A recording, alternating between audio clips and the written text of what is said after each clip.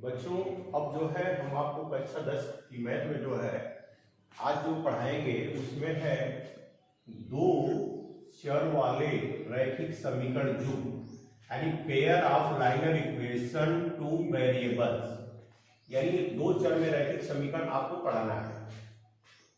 इसमें सबसे पहले दो चर में रैखिक पढ़ाने से पहले आप ये समझिए कि सबसे पहले समीकरण क्या है, इक्वेशन क्या है।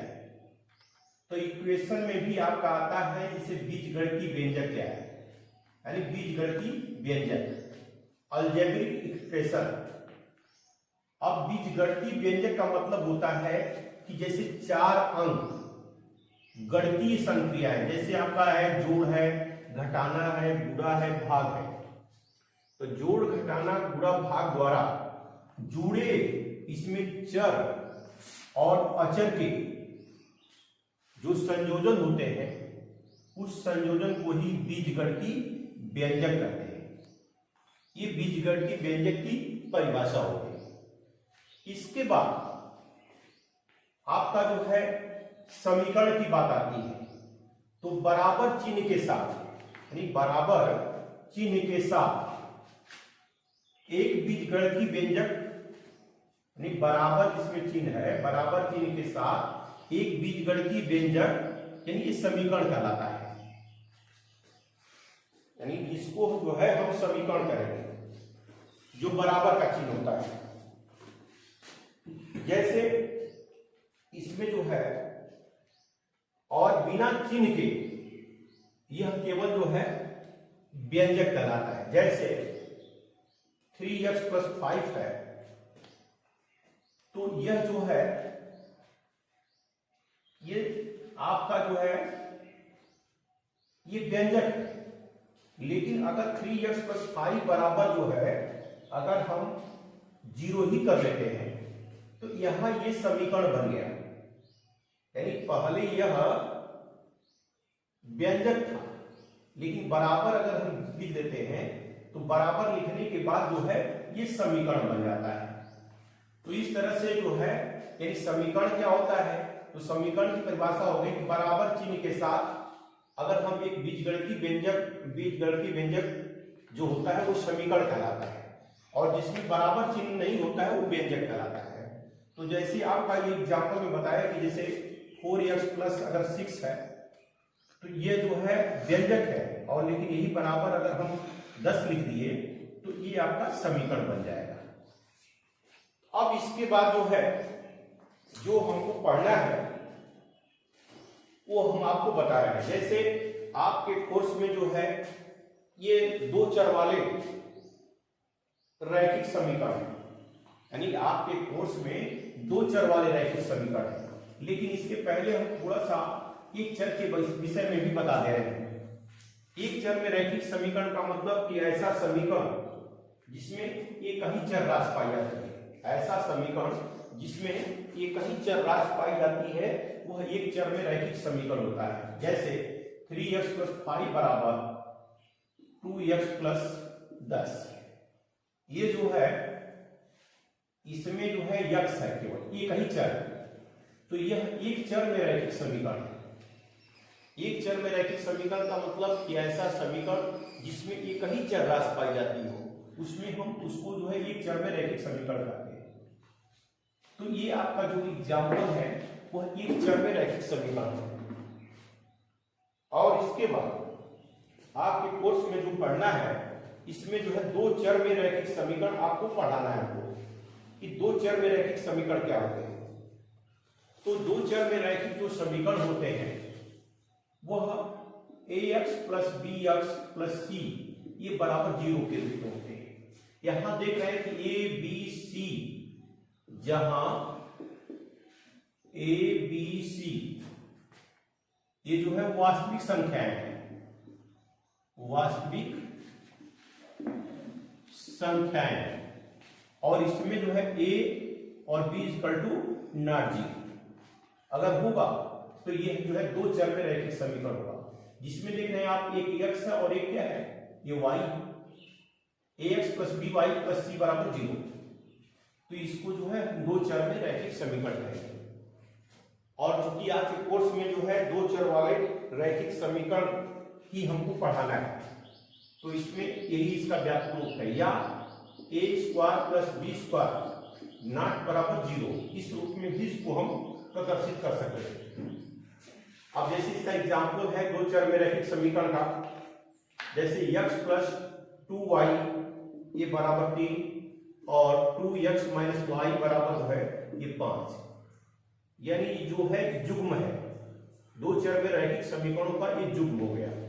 युग्म का मतलब होता है जोड़ा, एक ये हो गया दूसरा ये हो गया, तो ये दो चर में रैखिक समीकरण। दो चर का मतलब कि जिसमें दो चर राशियां पाई जाती हैं, जैसे यहाँ x है और ये y है, अर्थात दो चर इसमें हो गया, इसलिए दो चर वाला रैखिक समीकरण हो गया।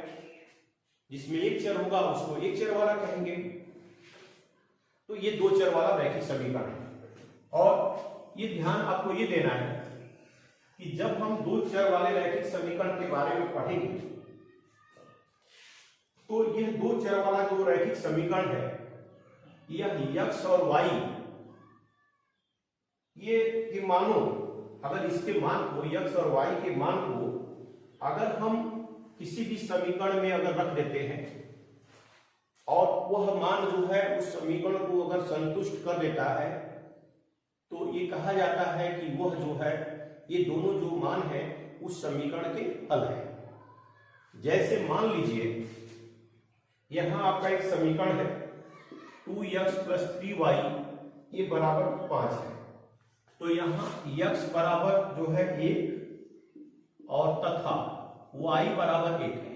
ये दोनों जो है x और y का मान दोनों का 1 है। तो ये आपको बताना है कि जैसे ये जो आपका दो चर में रैखिक समीकरण है, इस समीकरण का यह जो है x और y का जो मान है वो इसको संतुष्ट कर रहा है कि नहीं कर रहा है। अगर इसको संतुष्ट कर देगा तो ये समीकरण का हल हो जाएगा। ऐसे इसमें जब इसको हल करेंगे तो पहले लिखेंगे लेफ्ट हैंड साइड। देखिए ये जो है आपका बायां पक्ष है और ये आपका दायां पक्ष है, तो बायां पक्ष को जो है लेफ्ट हैंड साइड और दायां पक्ष को राइट हैंड साइड बोलते हैं।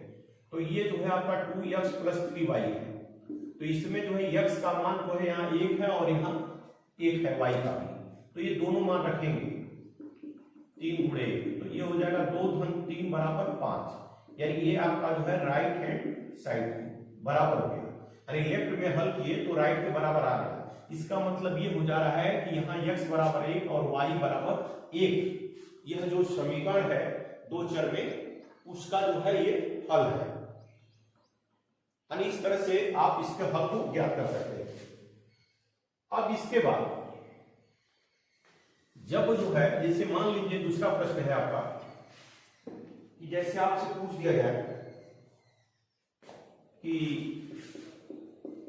सिद्ध करो कि x बराबर 2 तथा y बराबर 1 युगपत समीकरण 2x प्लस 7y बराबर 11 तथा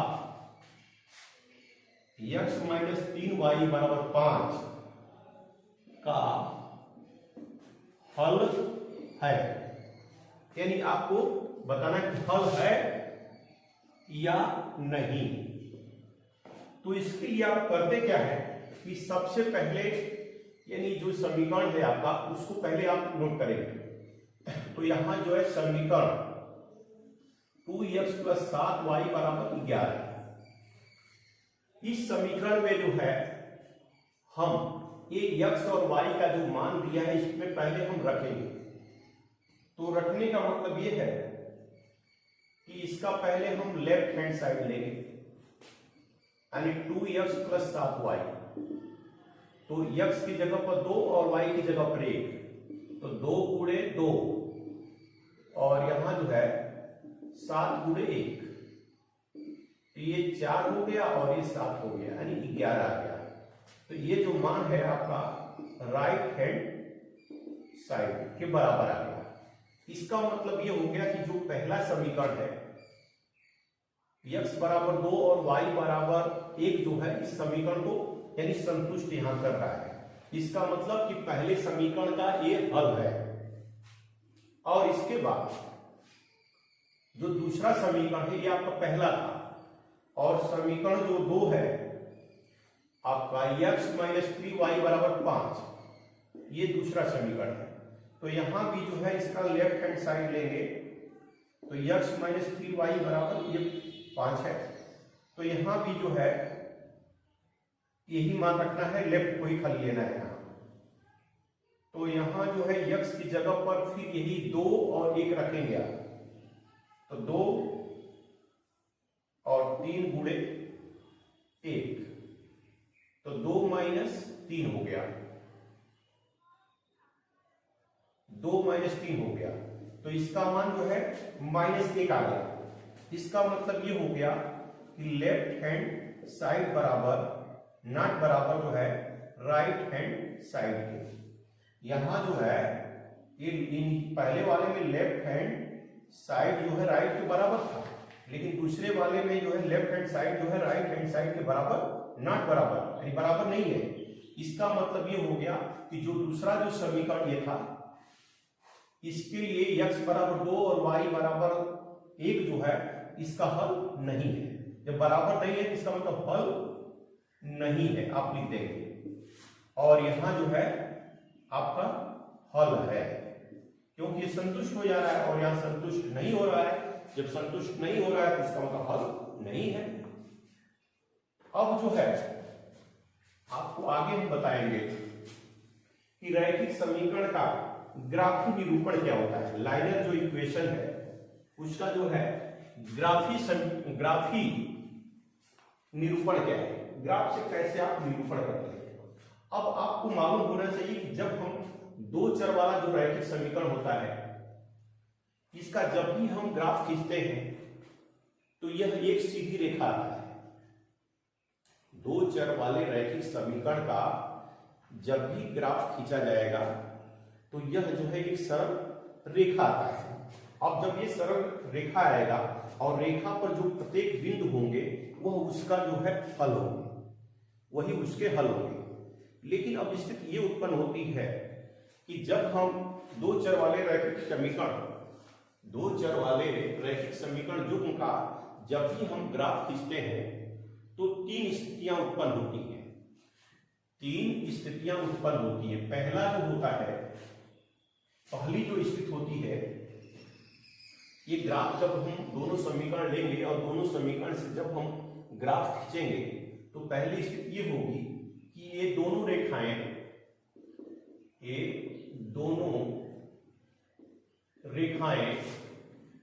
एक बिंदु पर काटती है, एक बिंदु पर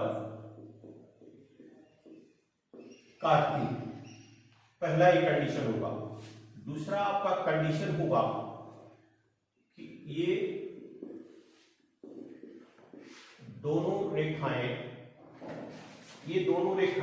समांतर होंगी।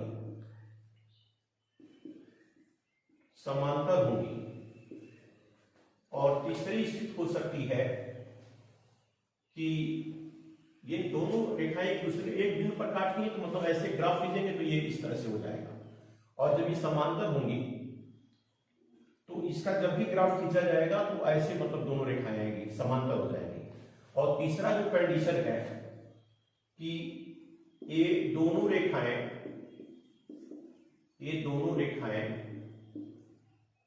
समपाती होंगी।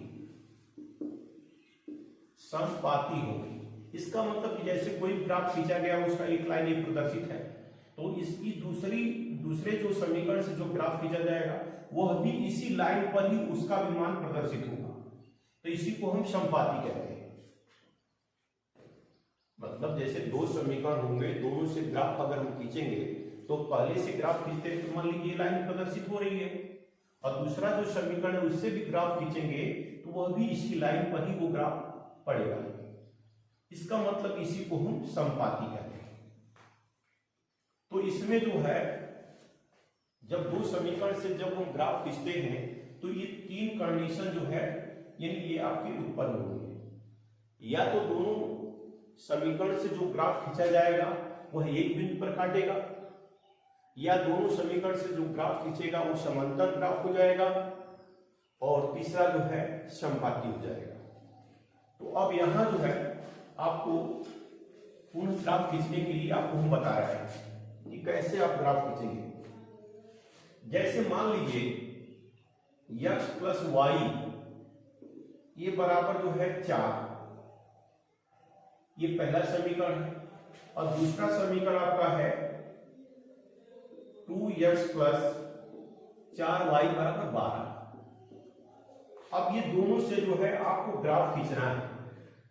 तो सबसे पहले करते क्या है हम कि समीकरण को हल करके x का चाहे y का मान हम निकाल लेते हैं। जैसे यहां जो है यहां लिखेंगे कि समीकरण 1 से x प्लस 2y बराबर 4, तो 2y बराबर 4 माइनस x हो जाएगा, और y बराबर 4 माइनस x बटे यानी 2 हो जाएगा। यहां से y का मान आपका निकल जाएगा। तो जब ये ग्राफ बनाएंगे सारणी इसकी, तो यहां से आपको ये x हो गया, ये y हो गया। अब करेंगे क्या कि अब यहां x का मान जो है हम अपने मन से रखेंगे, और वो ऐसा मान हो जो 4 में से घटाने के बाद वो 2 से पूरा पूरा विभाजित हो जाए। तो यहां अगर हम x की जगह पर अगर 0 रख देते हैं, x की जगह पर जैसे यहां 4 माइनस 0 बटे 2, ये 4 बटे 2 हो जाएगा, इसका मान 2 हो जाएगा, यानी y का मान 2 हो जाएगा यहां। और इसका मान अगर हम x का अगर 4 रख देते हैं, तो 4 में से 4 घटाएंगे 0, और 2 की भाग 0 में देंगे तो 0। यानी इस तरह से और भी मान आप प्राप्त कर सकते हैं, केवल 2 मान हम लेकर बता रहे हैं। आपको ध्यान यही होना चाहिए कि x का मान अपने मन से हम रखेंगे, और वह ऐसा मान रखेंगे जो 4 में से घटाने पर वो 2 से पूरा पूरा विभाजित हो जाए, यही मान रखा जाएगा। जैसे आप चाहे तो मान जो है और भी रख सकते हैं।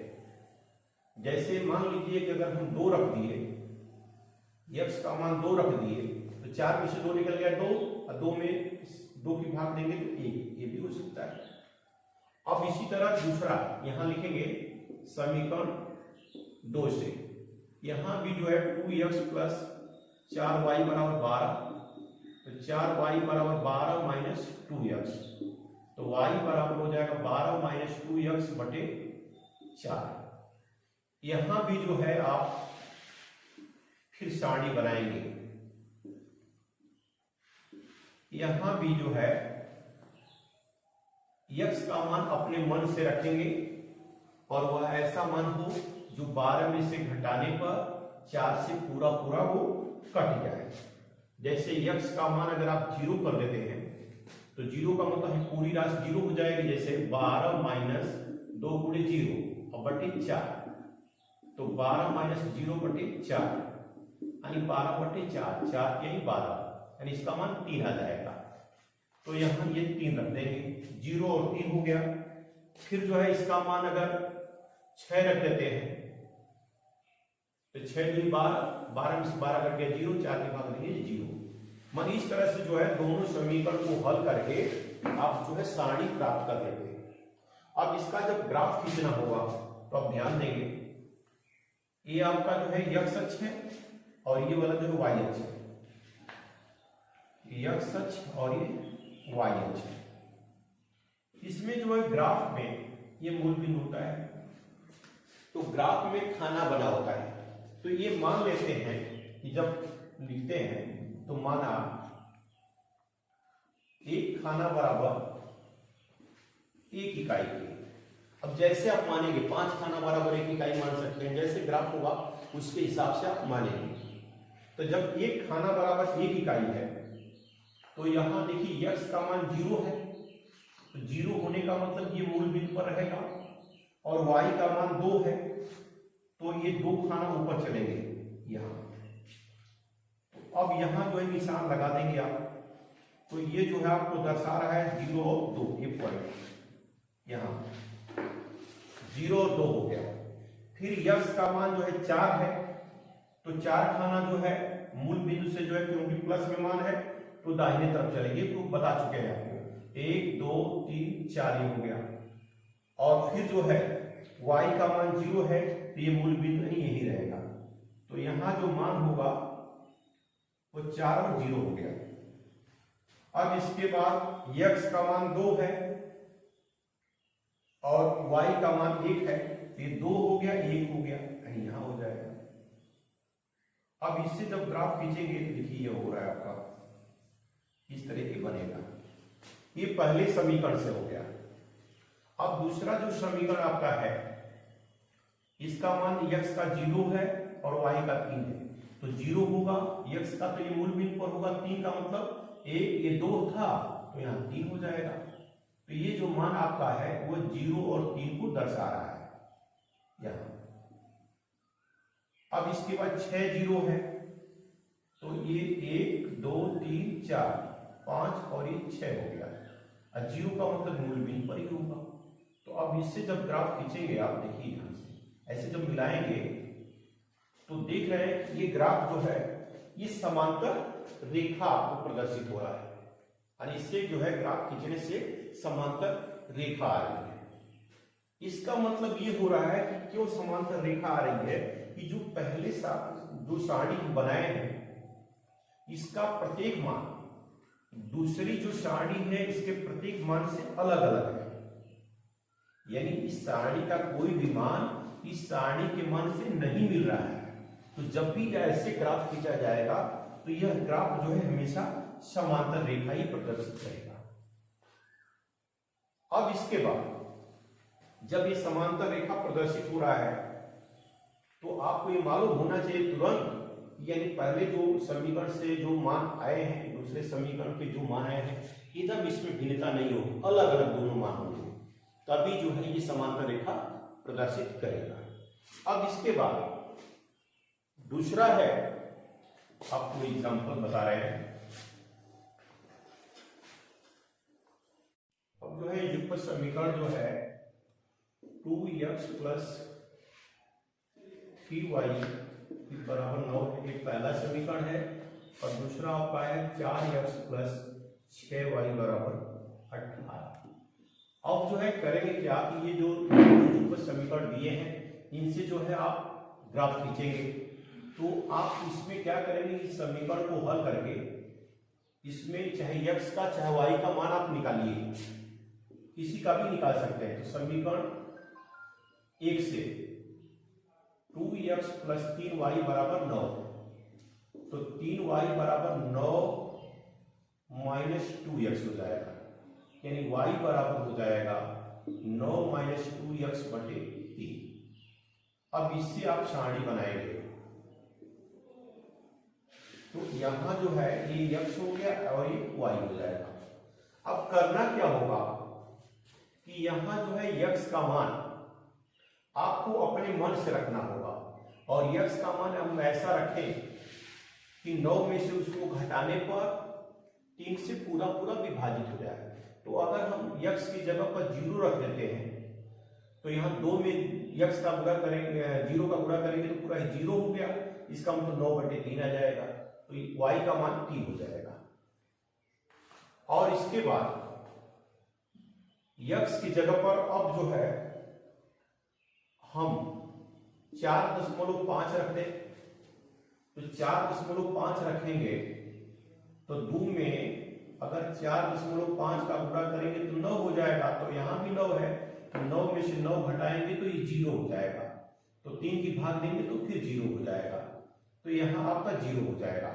तो ये पहले समीकरण से ये आपकी सारणी बन गई, और भी मान इसमें आप ले सकते हैं, जितना चाहे उतना मान निकाल सकते हैं, लेकिन शर्त हमारी यही होगी कि जो भी x का मान है यहाँ रखें आप, 9 में से उसको घटाने पर 3 से पूरा पूरा कट जाना चाहिए। अब जो है लिखेंगे समीकरण जो है 2 से 4x + 6y बराबर 18, तो 6y बराबर हो जाएगा 18 - 4x, y बराबर हो जाएगा 18 - 4x बटे 6। अब यहां भी आप सारणी बना लीजिए, ये x हो गया, ये y हो गया। अब यहां भी मान जो है आप रखेंगे x का, जैसे x का अगर 0 रख देते हैं तो 4 का 0 में करेंगे 0, तो 18 में से घटाएंगे तो फिर 18 ही आ जाएगा, तो 18 छत्री 18 हो जाएगा। और फिर जो है अगर हम x का मान 3 रखते हैं तो 4 3 12, 18 में से 12 घटाएंगे तो 6 हो गया, 6 में 6 की बात 1 बढ़ जाएगी। तो ये जो पहले समीकरण से सारणी बन गई, दूसरे से सारणी बन गई। अब जब ग्राफ खींचेंगे तो ये x और x डैश हो गया, ये y और y डैश, ये मूल बिंदु हो गया। तो यहां भी आप पैमाना मानेंगे कि एक खाना बराबर एक इकाई की है। जिस तरह का आपका ग्राफ रहेगा उसके हिसाब से मान लेंगे। 5 खाना बराबर भी एक इकाई, 10 खाना बराबर भी एक इकाई मान सकते हैं, तो उसके हिसाब से आप मानेंगे। तो यहां अब हम ग्राफ खींचेंगे तो इसके लिए चिन्ह प्रॉपर्टी आपको हम पहले दिन बता चुके हैं। तो अब यहाँ x का मान 0 है तो ये मूल बिंदु पर होगा, और y का मान 3 है, तो y का मान जब 3 है तो यह जो है 1 2 3 यानी मूल बिंदु पर ये हो गया, तो 3 हो गया, यहाँ हो जाएगा, तो ये 0 और 3 हो गया।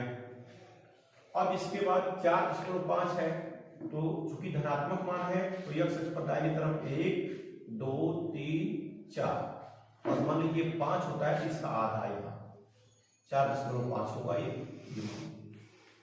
तो यहाँ जो है और y का मान 0 है तो मूल्य बिंदु पर होगा, तो यहाँ ये मान आ गया।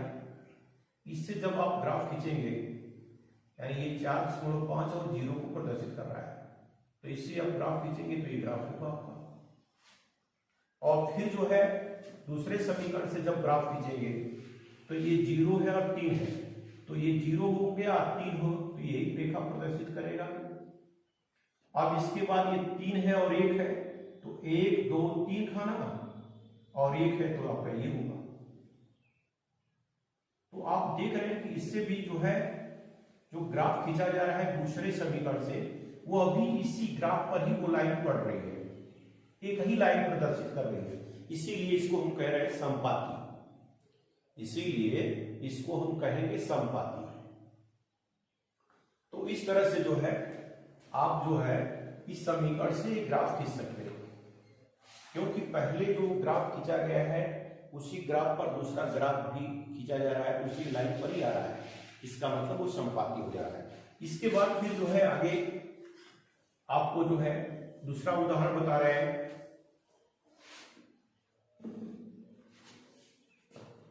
जैसे x प्लस वाई बराबर जो है 10 है, समीकरण 1 है, और x माइनस वाई बराबर 4 है, यानी समीकरण 2 है। तो यहां जब इसको भी उसी तरह हल करेंगे समीकरण 1 से, यहां से x प्लस वाई बराबर 10 है तो y बराबर 10 माइनस x हो जाएगा। अब यहां सारणी आप बनाएंगे, अब यहां जब सारणी आप बनाएंगे तो यहां भी जो है x का मान अपनी मन से रखेंगे, जैसे 0 रख दिए तो ये 10 हो गया, अगर 10 रख दिए तो ये 0 हो गया। अब इसके बाद इसी तरह और भी मान आप ले सकते हैं, लेकिन हम 2 मान लेकर ही दिखा रहे हैं। अब समीकरण जो है 2 से x माइनस वाई बराबर 4 है, तो माइनस वाई बराबर हो जाएगा 4 माइनस x, या y बराबर हो जाएगा -4 और प्लस x, माइनस इसमें भाग देते हैं। तो यहां भी जब सारणी बनाएंगे तो x है और ये y है, तो ये मान जब x का अगर आप 4 रखते हैं प्लस में तो -4 है और प्लस 4 0 हो जाएगा। और फिर जब इसका मान जो है आप x का फिर 0 रखेंगे तो ये -4 हो जाएगा। और भी मान आप निकाल सकते हैं, क्यों 2 मान हम लेकर बता रहे हैं। तो यहां इससे भी जब ग्राफ खींचेंगे तो पहले जो है ये x और x डैश और y और y डैश है, ये मूल बिंदु है। अब इसके बाद पैमाना वही मानेंगे, खाना बराबर एक इकाई, जैसे आपको बताया है। तो पहले x का मान 0 है, तो x का मान 0 का मतलब ये मूल बिंदु इसी पर होगा, और y का मान 10 है, तो 1 खाना 2 3 4 5 6 7 8 9 10 यहाँ ये प्रदर्शित हो जाएगा, यहाँ 0 ये 10 हो गया। अब इसके बाद 10 फिर 0 है, तो x का मान 10 है, तो 1 2 3 4 5 6 7 8 9 10 यहाँ हो गया। 0 का मतलब कि इसी बिंदु पर होगा, मूल बिंदु पर ही होगा y का, तो इससे ग्राफ खींचेंगे तो ये ग्राफ आपका बनेगा पहले समीकरण से। अब दूसरे समीकरण से x का मान 4 है, धनात्मक है, तो 1 2 3 4 ये हो गया, और y का मान 0 इसी बिंदु पर होगा, तो यहाँ ये प्रदर्शित हो जाएगा 4 और 0 ये बिंदु। फिर 0 - 4 है, तो 0 x का है तो इसी पर होगा, और 4 का मतलब कि मूल बिंदु से नीचे होगा, y इस पर 1 2 3 4 यहाँ हो जाएगा। तो ये इससे इसको मिलाएंगे इसे, तो देख रहे हैं कि ये ग्राफ जब खींच रहे हैं तो ये दूसरे को एक बिंदु पर एक काट रहे हैं। जब एक बिंदु पर काट रहे हैं तो इसका मतलब इस युगपत समीकरण का जो है एक हल होगा। तो आपको जो है ये 3 एग्जाम्पल बताए, तीनों पर। पहला जो था आपको बताए थे हम कि जब भी ग्राफ खींच रहे थे तो रेखाएं समांतर हो जा रही थी। दूसरा में जब भी ग्राफ खींच रहे थे तो रेखाएं मतलब ग्राफ की जो है संपाती हो रही थी, और तीसरे ग्राफ में जो है ये रेखाएं जो ग्राफ की हैं एक दूसरे को जो है एक बिंदु पर एक काट रही है। तो इस तरह से आप लोगों को ये हम ग्राफ खींचने का तरीका बता दिए। अगर कोई दिक्कत हो तो आप हमसे फिर पुनः पूछ सकते हैं, और फिर जो है प्रश्नावली आपको दिया जाएगा, उसके आधार पर जो है आपको लगाना होगा। धन्यवाद।